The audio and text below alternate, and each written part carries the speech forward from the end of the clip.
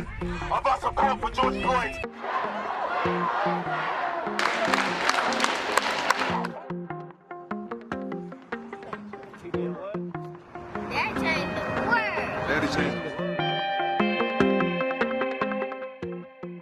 Thousands of people around the world have gathered to protest the death of George Floyd, including here in Berlin, the German capital, where artists spray-painted this mural. George Floyd died after police officers knelt on his back and neck for several minutes. And some of Floyd's last words, "I can't breathe," are now being carried and chanted by protesters around the world.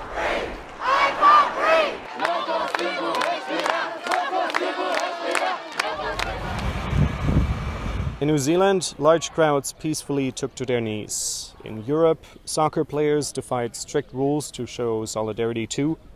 Concerns over safety almost cancelled rallies in Sydney and Belgium, but the rallies ended up going ahead peacefully there. Meanwhile, in Paris, peaceful protests were overshadowed by riot police firing tear gas on protesters. Activists threw debris and set fires during the demonstration, which was unauthorized due to coronavirus restrictions that ban public gatherings of more than 10 people. The responses from foreign leaders to Trump's handling of the protests have also varied.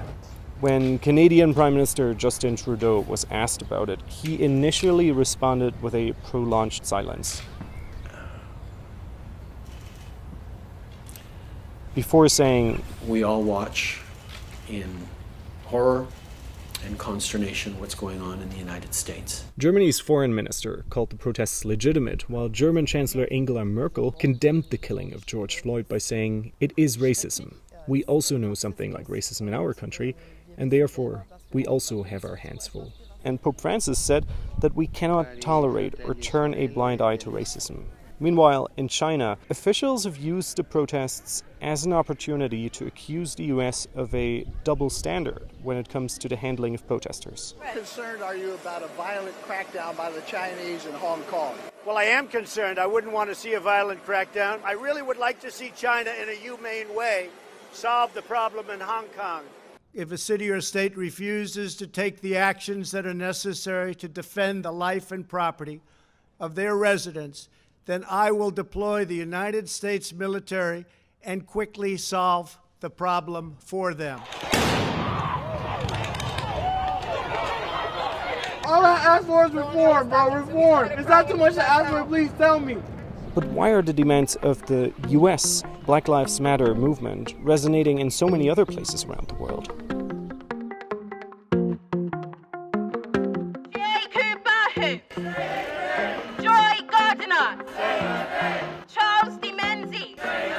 What we've learned from the various demonstrations is that many protesters share with Americans the same anger and frustration over racial injustice in their own countries. Here's one voice from Brazil. A gente tá aqui hoje porque a gente quer viver. A gente tá aqui hoje porque a gente está cansado desse Estado genocida. A gente tá aqui hoje para dizer que não mais, não mais. Brazil's black communities say the country's poorest neighborhoods are the sites of frequent police brutality.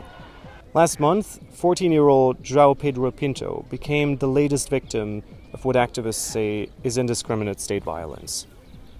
Last year, police killed over 1,800 people in Rio alone, the highest death toll since records began in the late 90s.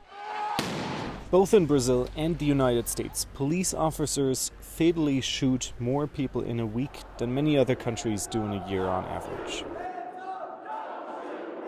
But even in countries that don't have the same shocking numbers, high-profile cases have sparked accusations of systematic injustice in the past. In Australia, protesters this week referenced the death of David Dungay, an Aboriginal man who died in jail in 2015. He died after saying, "I can't breathe," 12 times. Meanwhile, in France, the death of Adama Traoré in police custody 4 years ago was still on the minds of many protesters this week too. What's different now is that anger over systematic racial injustice has met outrage over a US president who to many abroad symbolizes that system. Here in Germany, over the last few days, a number of major newspapers have called President Trump a racist. And on the streets, that criticism sounded even harsher. No Trump, no KKK, no racist USA! No Trump, no KKK, no racist USA! And with more protests planned over the next coming weeks, this is a message that is unlikely to disappear from the streets anytime soon, especially with US elections coming up in a few months.